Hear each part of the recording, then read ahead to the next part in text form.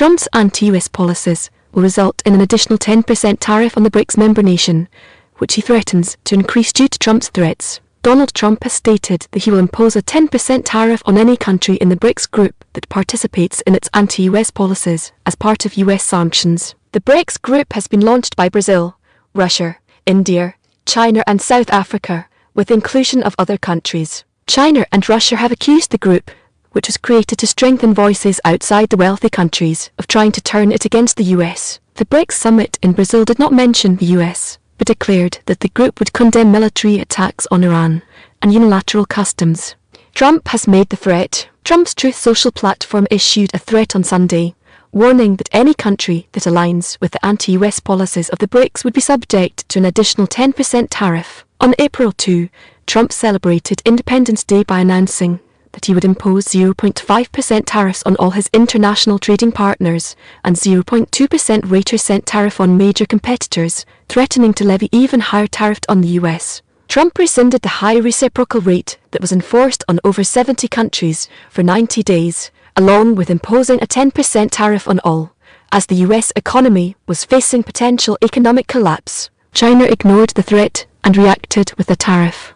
Trump later raised the tariffs. China responded once again. The increase in tariff for Chinese goods reached 145%, while China's tariff on American goods increased to 125%. After holding talks in Geneva, Switzerland in May, the two countries agreed to reduce customs duties by 115 percentage points for 90 days. Negotiations between the US and China are expected to conclude in 90 days. With over 70 countries having 90 days to sign trade agreements, which expire on July 9, he has given them permission. He has also threatened to impose another 10% tariff on the BRICS if it participates in its anti-US policy, developed in partnership with international media organizations. God was glorified by Vishwakesh, who called for the Prime Minister's resignation in the fall of 1983. This is Prakash Sharma, the Nepali Congress Chief Minister, expressed his approval of Chairman Shurpedur Devar during the Central Committee meeting of the party and urged resignation from all candidates before the start of this year. During the Central Committee meeting on Monday, Chief Minister Sharma proposed to Chairman Devar that he resign as Prime Minister in the Asar of 2018 and maintain the height of the Sagar matter. The president has been lauded for his call for Congress tonight, but Majidi Sharma suggests that the president should play a parenting role in everything related to retirement. The minister acknowledged the respect of the chairman's thinking regarding reconciliation, while the chairman is taking the position of a guardian, but the chair of prime minister can also take the post of chairman. In the Asar of 2083, Shri Sharma has indicated his agreement with the Nekbar and the Congress by indicating that Devar will be the prime minister. The speaker spoke. The chairman announced that his 4-year term of office would be regular, with 1 year of term extended under the party legislation and 6 months of extension under the Constitution. I am not going to reveal my actions, tell anyone or ask the Prime Minister to resign, and the President is expected to say, I am a bad man. In what way has the new bank classification system evolved? Banks and financial institutions are currently categorized into 4 groups: Commercial Bank of Class, Development Bank of Classer, Finance Company of Class known as BPRCC, and Microfinance Company of Class called MFCO. Additionally, there is an infrastructure bank that specializes in infrastructure investment. All banks and financial institutions have different minimum paid-up capital limits. Commercial banks of Class A, except for B and C class banks, are the only ones that can open the forms for import and deposit bank collateral. Development banks and financial companies are now obligated to provide services like this, as they are demanding them. Small finance companies of the H class have separate arrangements that prevent them from collecting funds from other members and only invest small amounts of loans. Essentially, there is little difference in the way banks and financial institutions of the categories, and even the investment sector, operate. Governor Visnath Paul's recent appointment has led to the emergence of an issue that involves advocating for a new classification of banks. The Finance Committee is currently deliberating on the possible amendments to the Banking and Financial Institutions Act. He also informed the Finance, or primarily Finance, Committee of the Federal Parliament about the process of preparing the new classification. Governor Paul was asked by committee members about the impact of everyone doing everything, to which he responded that this is how financial institutions are legally operating today. The governor refrained from commenting on the classification of banks during the meeting. A senior official at the National Bank stated that the classification of banks based on regional investment is a topic of discussion. The senior official at the National Bank stated that they have observed governors use discussion of reclassifying banks in a new way, as seen by those on Capitol Hill. Governor Paul has called for the classification of commercial banks based on their regional lending investment, as stated by his office. Governor Jewell recognised the need for other institutions like NABARD, a separate bank that operates in the agricultural sector of India. Nepal's agricultural sector is the primary focus of the Bank for Agricultural Development, BAD, which is currently operating in the country, but it is also targeting the agriculture sector. Governor's official said the bank should invest solely in the energy sector or invest loans targeting small and medium-sized businesses. The official stated that foreign investment banks are being asked to invest in similar sectors to other banks, but the focus is on whether they should concentrate solely on import aid and foreign exchange management assistance. A national bank discussion is not expected to result in an immediate policy, as the draft amendment to the Act, which is being considered by the Finance Committee, does not suggest any new classification of banks. The official stated that the new classification is not likely at this time, because the draft amendment to the Act was introduced in Parliament before the current governor came, and it was also submitted before his appointment.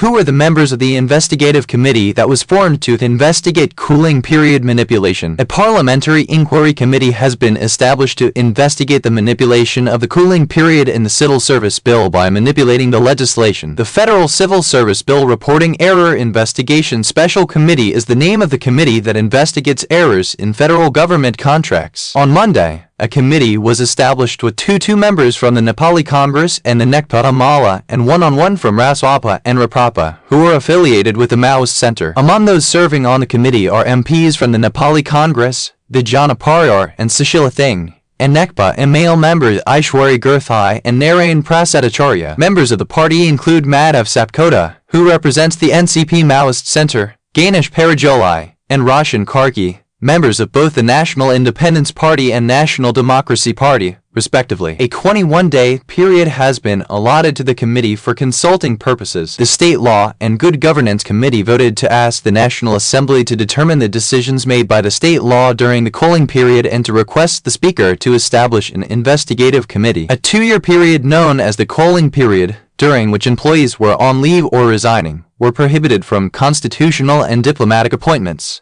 but criticized for making a significant impact when the House of Representatives passed legislation.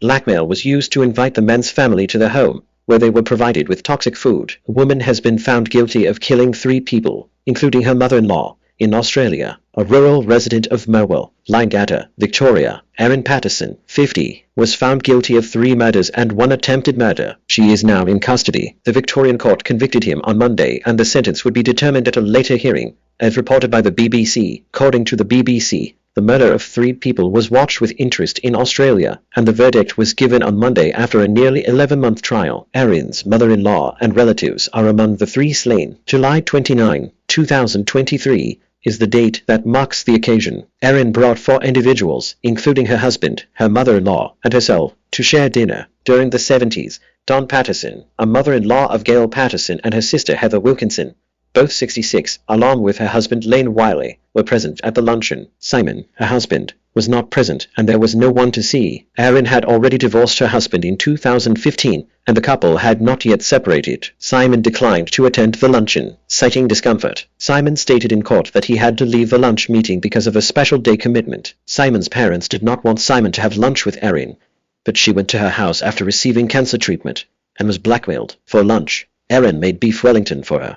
It is a British treat made from wheat flour and baked in ice with beef. 4 individuals were taken to their homes and left in a state of distress after lunch. Upon their arrival home, all 4 found themselves struggling to walk unsteadily, waving and walking. The following day, they were admitted to the hospital, where they stated that the poison had caused damage to their organs and failed to function properly. The death of 3 individuals occurred just days after they were treated in a special surveillance cell. The 3 individuals who perished were Erin's mother-in-law and sister at heart, Heather, whose husband was in a long-term coma. Poisonous chewing gum was found to be the cause of the deaths, which was investigated. The police recovered the toxic wild mushroom and the rental equipment used to dry it from Erin's garbage dump. On 2 November, he was charged by police with 3 murders and 1 attempted murder. Erin maintained that she had no intention of causing harm and that poisonous food was not one of her choices. During the hearing, it was revealed by the government lawyer that the cancer found and trash canister had proved Erin's allegations to be untrue. The murder's origin has not been made known yet. Erin, who is believed to have planned to murder her parents and husband due to the divorce, was reported by international media as being saved by Simon. In 2007,